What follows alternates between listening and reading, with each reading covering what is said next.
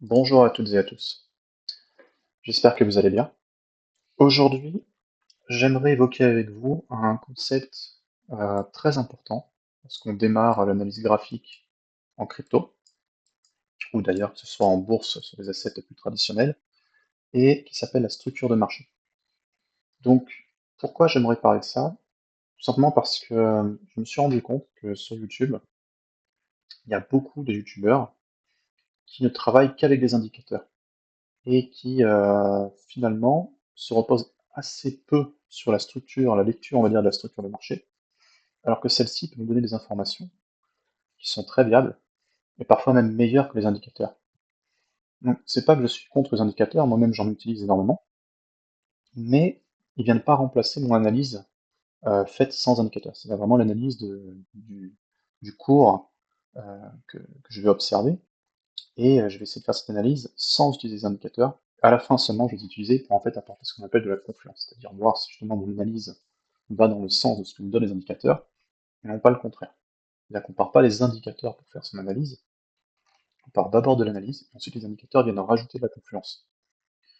Or, en structure de marché, quand on maîtrise vraiment la structure de marché, on se rend compte que finalement il y a peu de surprises, que ce soit dans l'évolution du prix, ou tout simplement dans, on va dire, ce qu'on pourrait appeler communément voilà, quand on essaie de trouver des positions en trading ou en investissement, on va élaborer plusieurs scénarios. Or, ces scénarios, généralement, ils vont être très fortement influencés par la structure et notamment aussi par les liquidités. Donc, le principe des liquidités, on va le voir assez succinctement dans cette vidéo, puisqu'on va d'abord se baser sur la structure de marché HTF pour comprendre en fait quel est le biais actuel d'un actif. Donc là, aujourd'hui, j'ai pris l'exemple du Link, parce que le Link, c'est un actif que j'ai quand même souvent, on va dire, backtesté, et que j'ai bien suivi aussi ces derniers temps. Et j'avais notamment pris une position longue ici même, et j'avais TP pratiquement au top. Donc j'ai fait vraiment un trade assez incroyable. Et l'idée, c'est de vous montrer que ce trade-là, je ne l'ai pas pris par hasard.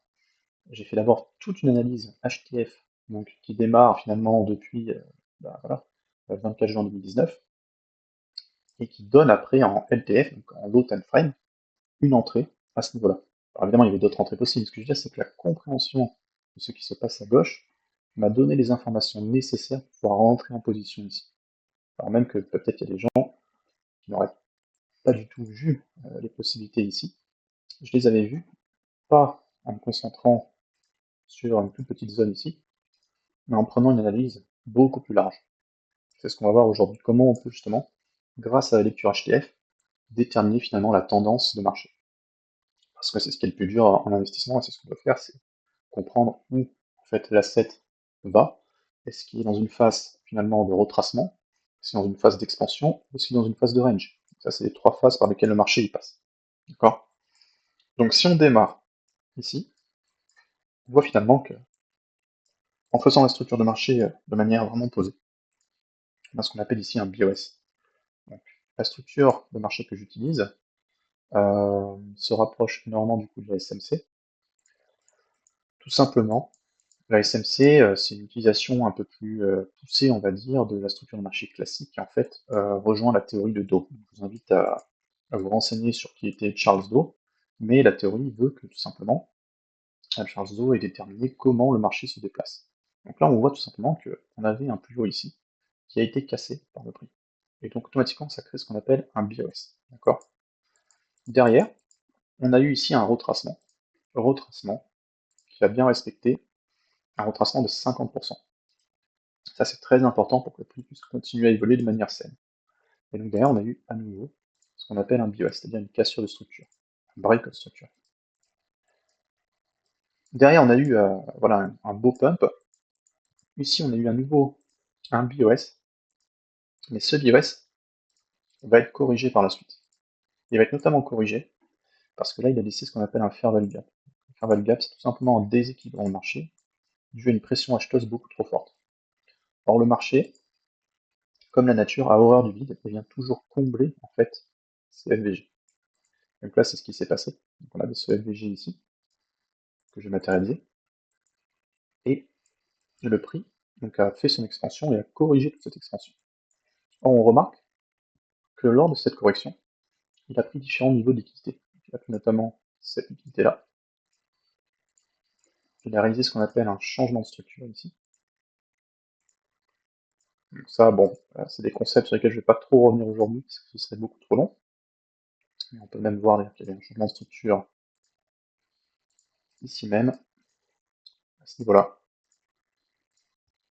Tout simplement, ça ce serait donc la confirmation de notre changement de structure. Ici, on a eu un BOS, d'accord? Et derrière, on a cassé le point bas, ici, qui était à l'origine de la cassure du point haut ici.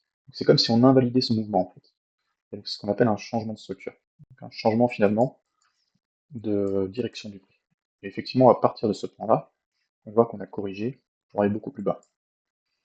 Donc, au fur et à mesure, il prend des liquidités. Donc là, tout ce que je fais, là, tout ce travail, c'est un travail vraiment important pour comprendre, en fait, la logique de l'asset. Donc là, on voit qu'il a réagi dans cette zone ici. Et c'était une fausse réaction, ce qu'on appelle un smart money trap. En réagissant là, il a pris ici ce qu'on appelle les equal low. En fait, ce sont des mèches de liquidité.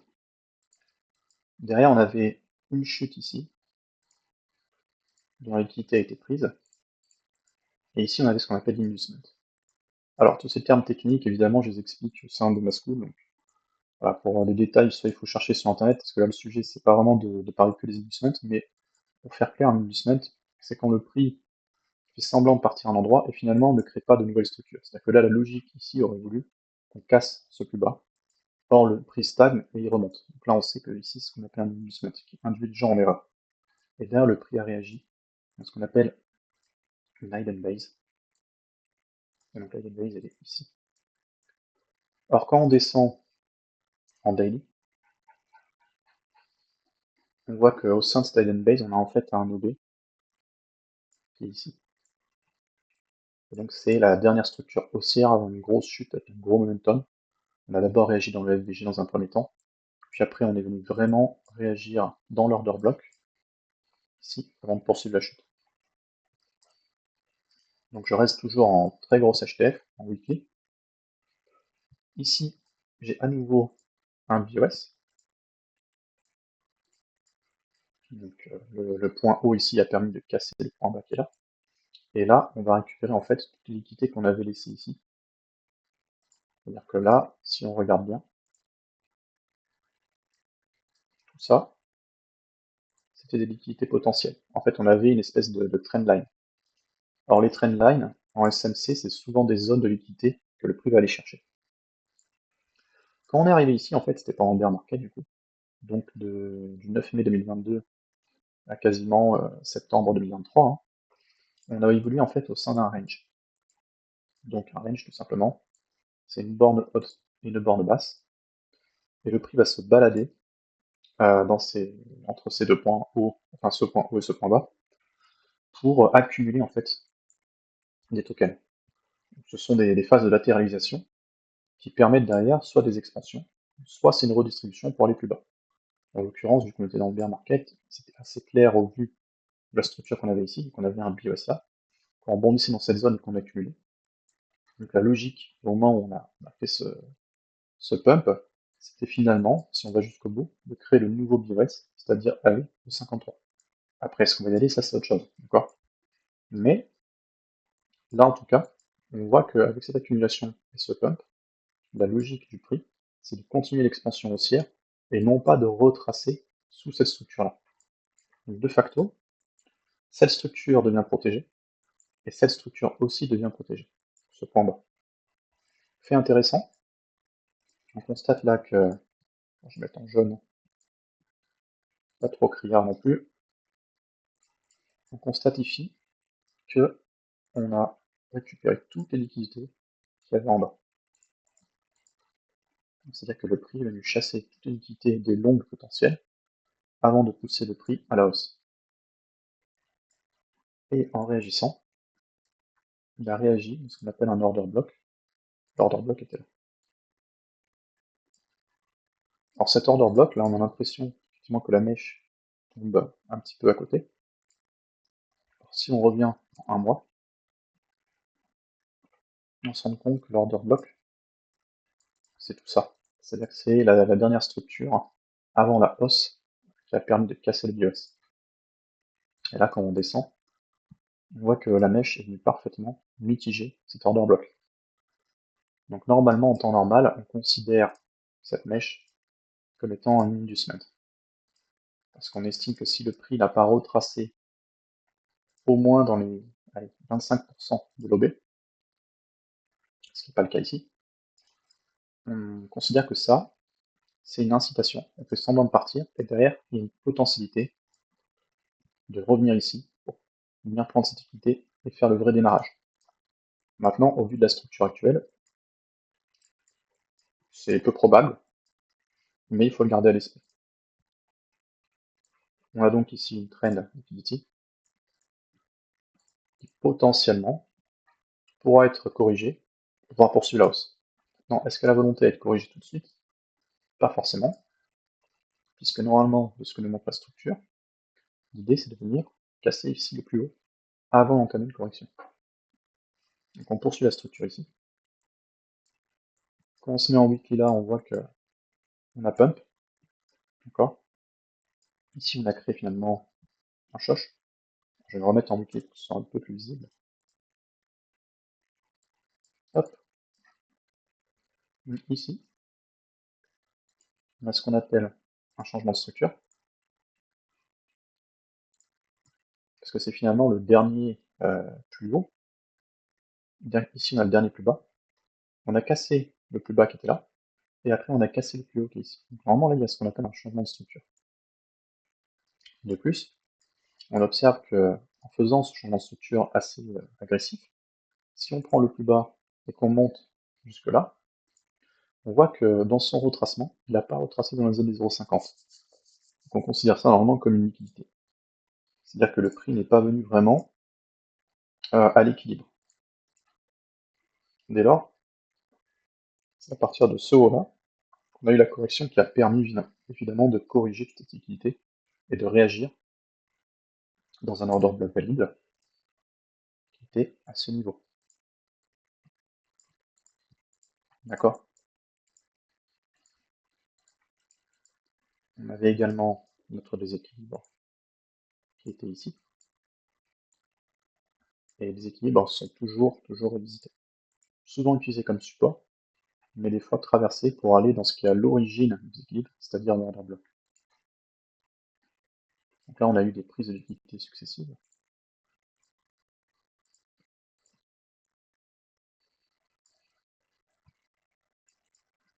Et on a eu le démarrage ici.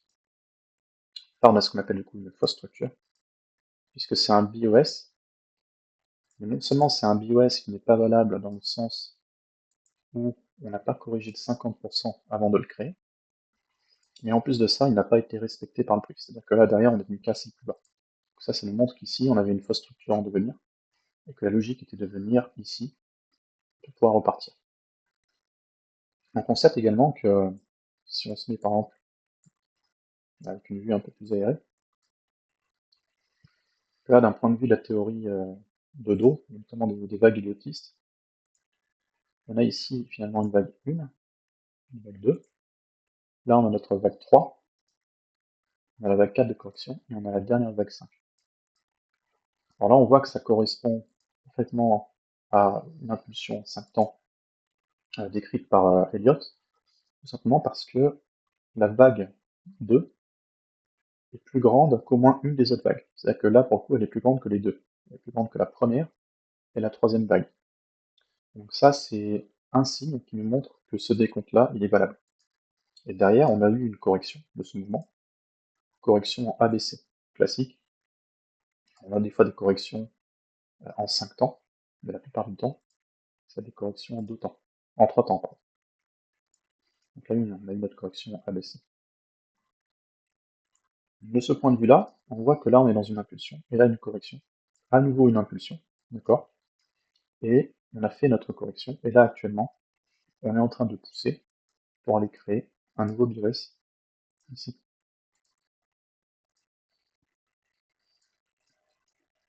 Je vais enlever des vagues d'Elliott pour que ce soit un peu plus visible. et on va se concentrer du coup sur cette partie de la structure. Donc là, quand on a eu cette réaction ici, on voit qu'on a une bougie de rejet qui est assez forte, donc le momentum est assez puissant. Quand on descend en daily dans cette zone, on se rend compte qu'on a à nouveau une structure, donc on était en tendance baissière, on a à nouveau une structure de retournement. C'est-à-dire que là, on n'a pas eu forcément de choche, enfin, on a eu un à partir d'ici. Alors évidemment, si vous êtes perdu, c'est un peu normal, beaucoup de concepts d'un coup. Mais là, on a eu notre dernière prise d'équité, c'est-à-dire que ce point bas a été cassé par cette impulsion baissière. Mais derrière, on a cassé le point haut qui était à l'origine de cassure du point bas ici. Donc c'est comme si on invalidait en fait le mouvement de baisse. Normalement, on aurait dû faire quelque chose comme ça. Alors là, on casse au-dessus. Et donc, on entame en fait une nouvelle structure haussière. Or, ici, on a aussi un petit BOS. Alors pourquoi je dis petit? Ce qu'on appelle la fractalité du marché. C'est-à-dire qu'on a des grosses structures. Ici, on a un gros BOS qui est en weekly. Et après, on a des structures internes. Ça, c'est de la structure interne. Toute la structure weekly. Et au sein de ces structures internes, on a des BOS en daily, par exemple. Donc là, on avait un BOS aussi. Et un BOS ici. Or, de par la structure de marché, on sait que ces zones-là, c'est des zones de liquidité qui ont été prises. On a réagi ici dans l'order block. Donc il n'y a jamais rien qui est laissé au hasard. Quand je décompose le prix, il faut vraiment essayer d'être concentré pour ne rien laisser au hasard. Et donc là, on voit que finalement, ce BOSA n'a pas été totalement respecté. Pourquoi? Parce que le point bas qui est là a été cassé ici. Donc ça, c'est quasiment une fausse structure. Alors le prix a continué d'évoluer. Et on voit que quand il vient ici, il vient se reposer sur ce BOS-là, cette zone de demand, pardon.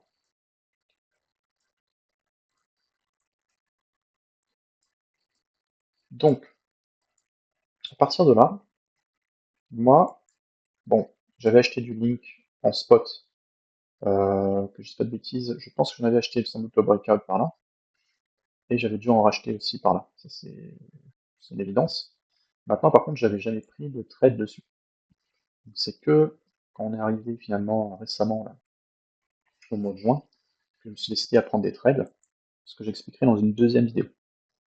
Mais ce que vous pouvez constater, c'est que c'est en faisant toute cette structure,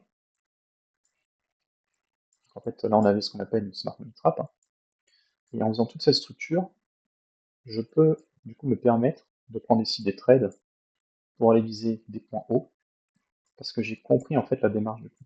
J'ai compris qu'on était dans une phase expansive, qu'on a eu une correction, qu'on a eu une phase d'accumulation, et que derrière on est prêt pour repartir en fait en impulsion haussière. Donc là on a eu une impulsion, une correction, une impulsion, une correction. Et donc normalement, on devrait avoir la poursuite de cette impulsion pour aller créer un nouveau BOS à ce niveau-là. Maintenant, l'idée, c'est de surfer, quand on a compris ça, c'est de surfer ces mouvements de manière à profiter au maximum de cet élan. D'accord? Puisqu'on sait que le marché, une fois qu'il sera arrivé là-haut, il y a de bonnes chances, soit qu'il casse et qu'il corrige direct, soit qu'il continue son expansion et qu'il corrige un peu plus haut, mais qu'il continue après derrière à créer voilà, des expansions. Pourquoi? Parce que le prix ne se balade pas de manière linéaire tout droit, il va faire effectivement ce qu'on appelle des impulsions et des corrections. Donc, si je poursuis effectivement mon analyse, je me remets en daily pour une vision un peu plus précise. Donc là, on voit que ici, on peut commencer à regarder ici si on a eu une vraie correction. Et là, on constate que si on part du BOS qui est là, voire même du BOS de la grosse structure, on voit que là, on ne corrige pas vraiment de 50% quand on atteint ce plus haut. Donc en fait, automatiquement, ici, on a ce qu'on appelle une liquidité en attente. On a également notre FVG, c'est toujours en fait les mêmes schémas qui se répètent. Et derrière, on a eu ce qu'on appelle l'inducement, donc l'incitation à l'achat, qui a réagi dans le FVG. et derrière qui a été mitigé ici, on est venu dans l'order block. Donc là, on a eu finalement une prise de liquidité. Et là, on a notre changement de structure qui annonce la fin de la baisse et la continuation haussière. Le changement de structure intervient ici.